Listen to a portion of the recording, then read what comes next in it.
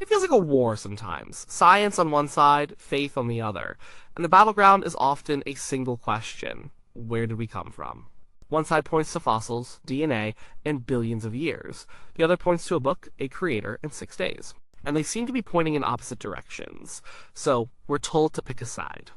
You're either a person of reason or a person of faith. You can't be both. But is that true? Is it really an either-or choice? Many people, millions of them, live with a foot in both worlds. They are scientists who pray. They are pastors who read about genetics. They see the beauty in a fossil record and also in the first chapter of Genesis. They don't feel a conflict. They feel a deeper sense of wonder. So how do they do it? Can science and faith actually coexist, especially when it comes to creation and evolution? Let's be honest from the start. This isn't easy. There are real tensions. There are difficult questions. If you're looking for a simple answer that ties everything up in a neat bow, you probably won't find it. What we can do is explore the landscape. We can look at what science actually says. We can look at what the Bible actually says, and then we can see if there's a path where they can walk together. This isn't about winning a debate, it's about finding a way to hold on to truth wherever we find it. First, let's talk about the science. The word evolution gets thrown around a lot, and it often gets misunderstood. For many, it conjures up an image of a monkey slowly standing up and turning into a human. That's a caricature. It's not what the theory of evolution is about. At its core, evolution is a process of change over time. It's built on a few simple, observable ideas. One idea is that life. We see it all the time. Dog breeders create new kinds of dogs. Bacteria become resistant to our antibiotics. The flu virus is different every year. This small-scale change, called microevolution, is something we can see and test.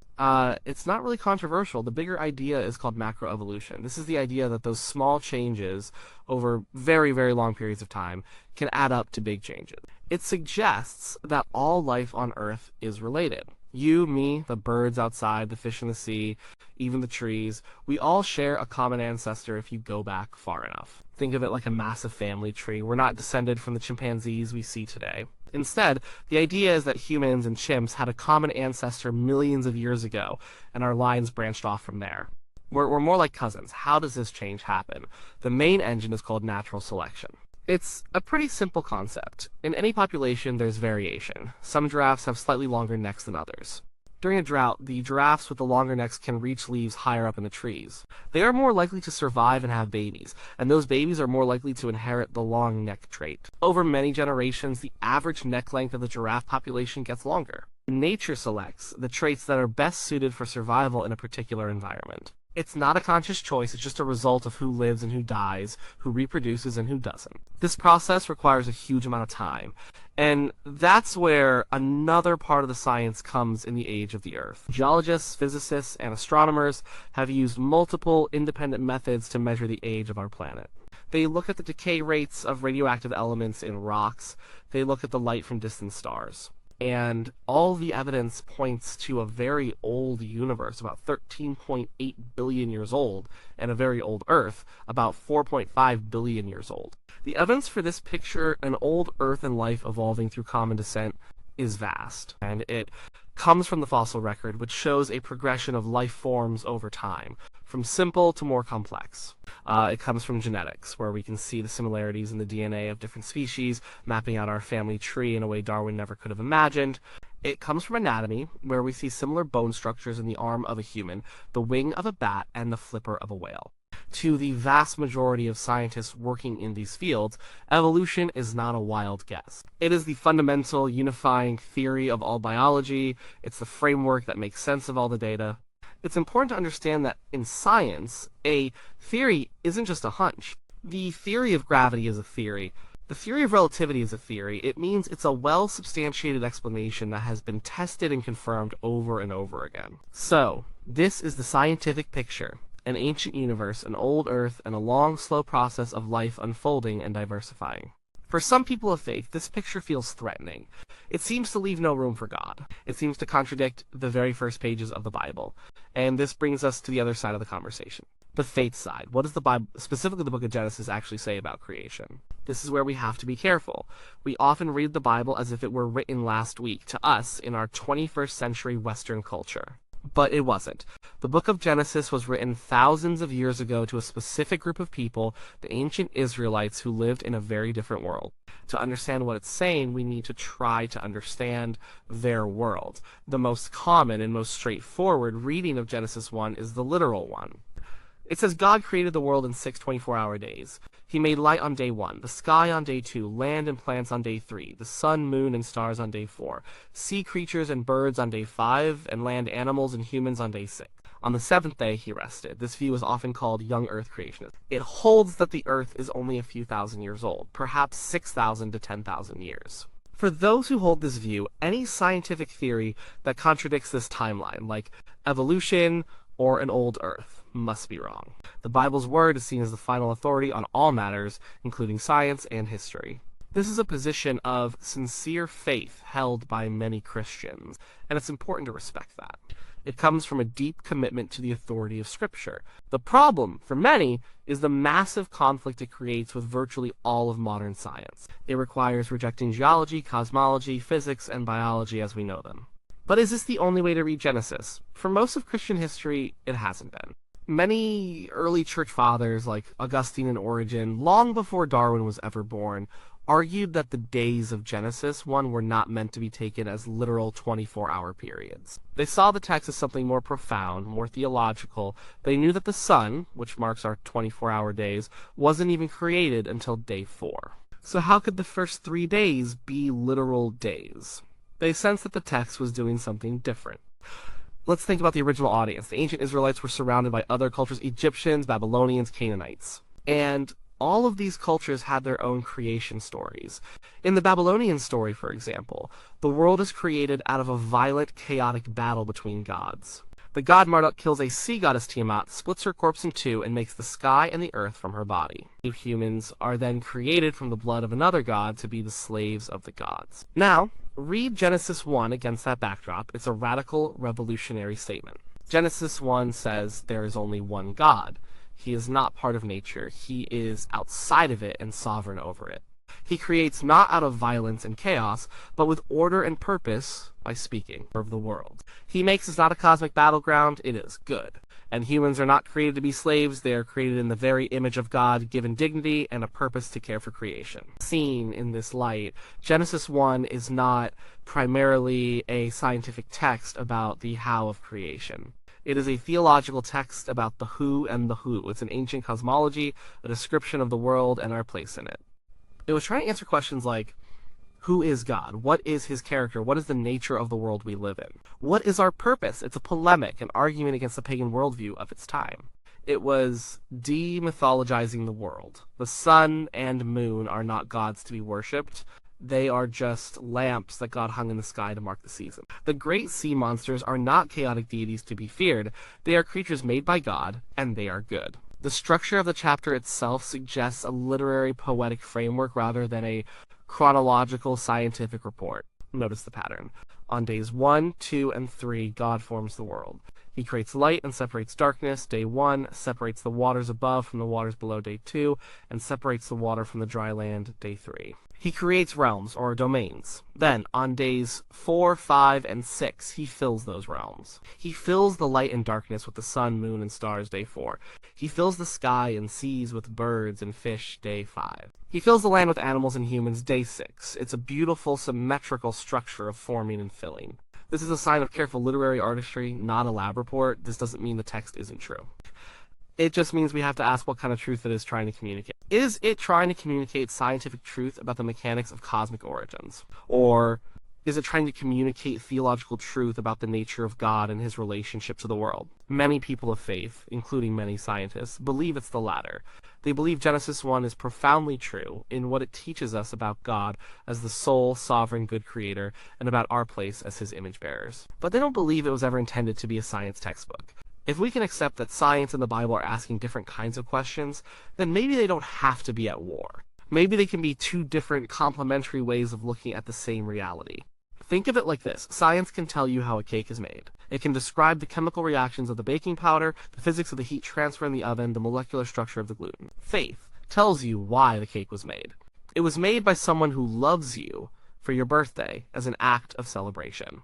Both explanations are true. They don't contradict each other, they just operate on different levels. This is the foundation for how many Christians bridge the gap between their faith and the findings of modern science. They see science as the study of how God did it. It's the exploration of the very processes God set in motion and sustains. This view has a few different names, but a common one is Theistic Evolution, or sometimes evolutionary creation. This view fully accepts the scientific consensus. It accepts that the universe is billions of years old and that life evolved over eons through processes like natural selection. But it says that God was the one who started it all. He is the creator who set up the laws of physics and chemistry in such a way that the universe would unfold, that stars would form, that planets would coalesce, and that life would eventually emerge and diversify. Evolution, in this view, is simply the tool, the mechanism, that God used to create. It suggests a God who is much more subtle and patient than we might imagine. Not a cosmic magician who zaps things into existence, but a master programmer who writes the most elegant code and then lets the program run. The creation is not a static finished product, but an ongoing dynamic process. This view allows a person to marvel at the discoveries of science, not as a threat to faith, but as a glimpse into the mind of God. Learning about the Krebs cycle or the fine-tuning of the cosmological constant becomes an act of worship. It's discovering more and more about the incredible ingenuity of the Creator. Another similar view is called Old Earth Creationism, or progressive creation. Like Theistic Evolution, it accepts the scientific evidence for an old Earth and universe. It agrees that the days of Genesis are long periods of time. However, it is more skeptical of macroevolution. It suggests that God didn't use a continuous process of evolution, but instead intervened at different key moments in history to create new life forms. So, God may have created the first single-celled organism, then much later created the first fish, then much later the first mammals, and so on. It's a middle ground that accepts the age of the earth, but holds onto a more direct, hands-on role for God in the creation of both of these views. Theistic evolution and Old Earth Creationism are ways of reconciling the two books of God, the book of Scripture and the book of nature. The idea is that God is the author of both, therefore they cannot ultimately contradict each other. If they seem to, it means we have misunderstood one or both of them. Perhaps we have misread the Bible, forcing it to be a science book. Or perhaps our science is incomplete and we need to learn more. The goal is to be a faithful reader of both books. Of course, this approach isn't without its own challenges. There are still hard questions that need to be faced honestly. One of the biggest is the question of Adam and Eve. If humans evolved from earlier hominids, what do we do with the story of the first two people in the Garden of Eden? Were they real, historical individuals? There are a few ways people have thought about this. Some who hold to theistic evolution believe that at some point God chose a pair of early humans, or a small community of them, and revealed himself to them in a special way. He endowed them with his image, with a soul, with moral consciousness, and entered into a relationship with them. In this view, Adam and Eve were real historical people, the first true spiritual humans, but they may not have been the first biological humans. There could have been other hominids around them. Others see the story of Adam and Eve as more archetypal or symbolic. They believe the story is not about two specific individuals, but is a story about all of us. It's a parable that teaches us profound truths about the human condition, that we are created in God's image, that we have been given a good world, that we have a tendency to rebel against God, what the Bible calls sin, and that this rebellion has consequences that lead to brokenness and alienation from God, each other, and the creation itself. In this view, the story is theologically true, even if it isn't a literal, historical account of the very first two humans. There is no easy, universally accepted answer to the Adam and Eve question among those who accept evolution. It remains a point of deep discussion and theological reflection. Another tough question is about death and suffering. Evolution is a messy process. It runs on competition, predation, disease, and extinction. For every species that survives, countless others have died out. The fossil record is a story of death on a massive scale, for millions and millions of years before humans ever appeared. But the Bible, particularly in the New Testament, says that death entered the world through Adam's sin. How can both of these be true? This is a serious theological problem. One possible way to think about it is to reconsider what the Bible means by death. When the Apostle Paul writes in Romans 5 that sin entered the world through one man and death through sin, was he talking about all biological death? Or was he talking specifically about human death, and particularly spiritual death, our separation from God? Many theologians argue that Paul's concern is with human sin and its spiritual consequences. The natural world, with its cycles of life and death, was simply the way God made it. A lion killing a gazelle is not an act of sin. It's just a lion being a lion. It was part of the very good creation God made. In this view, the death that resulted from the fall was the introduction of spiritual death and mortality for humanity, which had been offered a path to eternal life. This doesn't make the reality of suffering any easier to stomach, but it suggests that the conflict with the scientific account might not be as direct as it first appears. It forces us to read the Bible more carefully and ask what its authors were really concerned with. Finally, there's a deeper, more philosophical objection. If evolution can explain the diversity of life, doesn't that make God redundant? Doesn't it write him out of the story? This was the argument of thinkers like Richard Dawkins, who famously said that Darwin made it possible to be an intellectually fulfilled atheist. If natural processes can do all the work, why do we need a creator? But this assumes that God and natural processes are mutually exclusive options. It's a bit like saying that because we understand the physics of internal combustion, Henry Ford is no longer relevant to the origin of the Model T.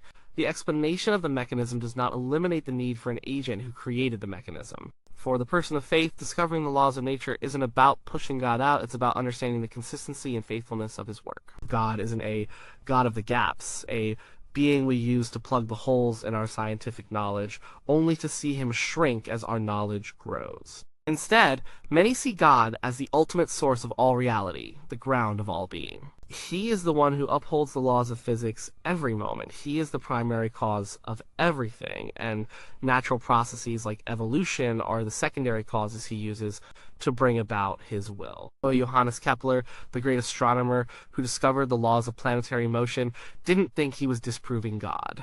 He thought he was thinking God's thoughts after him. Many Christian scientists today feel the same way about their work in biology. So where does this leave us? Can science and faith coexist? Yes, they can. For many people, they do. But it requires humility. It requires humility from the side of faith to recognize that the Bible is not a science textbook and that we must read it for what it is, a divinely inspired theological text with an ancient context. It means we can't just stamp our feet and demand that the physical world conform to our interpretation of a 3,000-year-old text. It also requires humility from the side of science, or at least from some of its proponents. It requires recognizing that science is a powerful tool for understanding the how of the physical world, but it has limits. It cannot answer questions of meaning, purpose, morality, or beauty. Science can tell you how to build a nuclear bomb, but it can't tell you whether you should use it. It can describe the chemical processes of love in the brain, but it can't tell you what it means to love your child. To dismiss everything outside of the scientific method as meaningless is not a scientific statement. It is a philosophical one, an act of faith in its own right. And ultimately, science and faith can be seen as two different windows looking out at the same vast reality. One window gives us a detailed, magnificent view of the physical processes of the world. The other gives us a view of its meaning, its purpose, and the God who stands behind it all. Both views are valuable. Both can be true, and for some, looking through both at once provides the richest, most awe-inspiring, and most complete picture of all. It's a journey, not a destination. It's okay to have questions. It's okay to wrestle with the tensions. In the end, faith is not about having all the answers. It's about trusting the one who is the answer. And for many, that trust is made deeper, not weaker, by the incredible story science tells us about the grand, ancient, and evolving creation he brought into being. The heavens declare the glory of God, as the psalmist wrote. Today, we can add that the genome, the fossil record, and the nebula A do too. We just have to be willing to look and to listen.